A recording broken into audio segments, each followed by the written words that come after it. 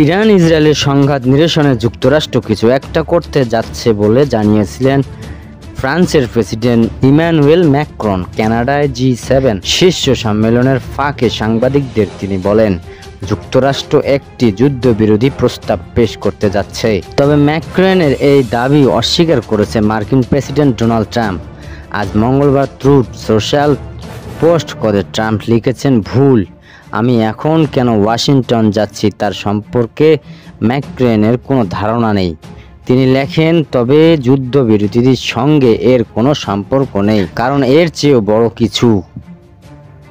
মার্কিন প্রেসিডেন্ট আরও বলেন, ইচ্ছাকৃতভাবে হোক বা না হোক, ইমানুয়েল সবসময় ভুল বোঝেন। ম্যাক্রন সাংবাদিকদের সঙ্গে কথা বলার সময় খবরে আসে, মধ্যপ্রাচ্যের চলমান সংকট সামাল দিতেই মার্কিন প্রেসিডেন্ট ডোনাল্ড ট্রাম্প G7 সম্মেলন থেকে আগে ভাগে বেরিয়ে যাচ্ছেন। ট্রাম্পের আগে ভাগে সম্মেলন ত্যাগের বিষয়ে জানতে চাইলে ম্যাক্রন বলেন, ইরান ইসরায়েলের মধ্যে যুদ্ধবিরতির প্রস্তাব নিয়ে যুক্তরাষ্ট্র এখন এমন একটি পর্যায়ে আছে যেখান থেকে আরও অস্তিত্ব পরিসরের আলোচনা শুরু হতে পারে। এটা ভালো একটি দিক। ম্যাক্রন বলেন, যুক্তরাষ্ট্র যদি যুদ্ধবিরতি অবস্থা করতে পারে তবে সেটা খুব ভালো একটি বিষয়। ফ্রান্স তা সমর্থন করবে। তবে ফরাসি প্রেসিডেন্ট তার বক্তব্য বলেন, তেহরানের সরকার খাতের চেষ্টা হবে একটি কৌশলগত ভুল। তিনি বলেন, যারা মনে করেন বাইরে থেকে বোমা ফেলে কোনো দেশকে জোর করে উদ্ধার করা যায়, তারা বরাবরই ভুল করে এসেছেন। বিশ্লেষণরা বলেন, ম্যাক্রনের এসব বক্তব্যের পর মার্কিন প্রেসিডেন্ট যে বক্তব্য করেছেন তাতে ভিন্ন কিছু ইঙ্গিত দেয়। ধারণা করা হচ্ছে তেহরানে বড় কিছু ঘটাতে যাচ্ছে ডোনাল্ড ট্রাম্প।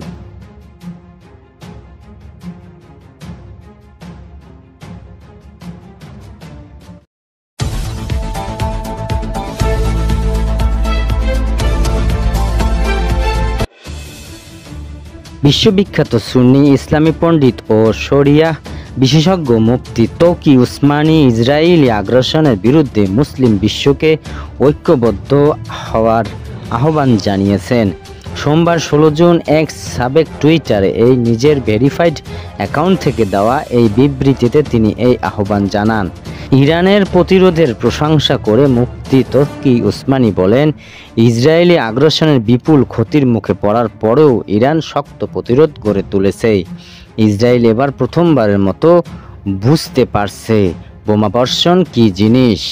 মুসলিম বিশ্বকে ঘিরে ইসরায়েলি ষড়যন্ত্র আর গোপন কিছু নয় উল্লেখ করে তুর্কি উসমান বলেন, এটি আল্লাহর পক্ষ থেকে মুসলিম দেশগুলোর জন্য আরেকটি সুযোগ, যেন তারা ঐক্যবদ্ধ হয়ে ইসরায়েলি হুমকি পুরোপুরি রুখে দিতে পারে। মুফতি তৌকি উসমানী পাকিস্তানের একজন শীর্ষস্থানীয় আলেম, যিনি ইসলামী আইন, অর্থনীতি ও হাদিস শাস্ত্রের অগাধ পণ্ডিত ও অবদানের জন্য বিশ্বব্যাপী পরিচিত। 1943 সালে তিনি অক্টোবর ভারতের সাহারানপুর জেলার দেওবন্দে জন্মগ্রহণ করেন। এই মনীষী দারুল উলুম দেওবন্দ ও করাচি বিশ্ববিদ্যালয়ে ইসলামী শিক্ষা এবং আধুনিক বিষয়ে উচ্চতর ডিগ্রি লাভ করেন।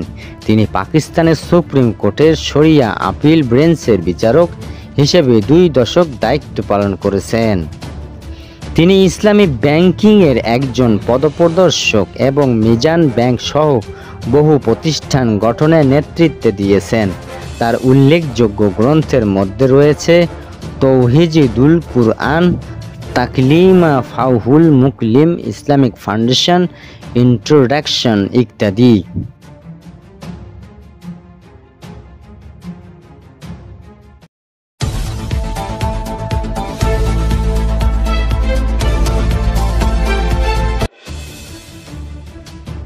ইরান সর্বশেষ হামলার ইসরায়েলের 20টি ক্ষেপণাস্ত্র ছুড়েছে বলে দাবি করেছেন ইসরায়েলি কর্মকর্তারা। বিবিসির লাইভে প্রতিবেদনে এই তথ্য জানানো হয়েছে।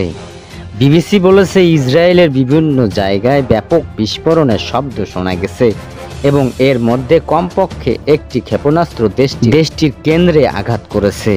ইসরায়েলের একজন সামরিক কর্মকর্তা জানিয়েছেন, ইরান সবশেষ যে হামলা চালিয়েছে তাতে যে 20টি ক্ষেপণাস্ত্র 20টি ক্ষেপণাস্ত্র ছুড়েছে, তার বেশিরভাগই তারা প্রতিহত করতে পেরেছেন। তবে কিছু ক্ষেপণাস্ত্র খোলা জায়গায় পড়েছে বলে দাবি করেছেন তিনি। এদিকে তিনি গত রাতে ইরানে আরও একজন সিনিয়র সামরিক কমান্ডারকে হত্যার দাবি করেছে ইসরায়েলের ডিফেন্স। এদিকে গত রাতে ইরানের আরও একজন সিনিয়র সামরিক কমান্ডারকে হত্যার দাবি করেছে ইসরায়েলের ডিফেন্স ফোর্স বা আইডিএফ বলেছেন ইরানের সামরিক বাহিনী ওই কমান্ডারের নাম আলী সাদমানি। সাদমানি দেশটির সামরিক সদর দপ্তরের দায়িত্ব নিয়েছিলেন। এই দপ্তরে দেশটির এলিট ফোর্স, রেভলিউশনারি গার্ড ও নিয়মিত সেনাবাহিনীর যৌথ সামরিক কার্যক্রমে পরিকল্পনা করে থাকে। গত সপ্তাহে ইসরায়েলের হামলায় গোলাম আলী রশিদ নিহত হবার পর সাদমানি এই দায়িত্ব নিয়েছিলেন।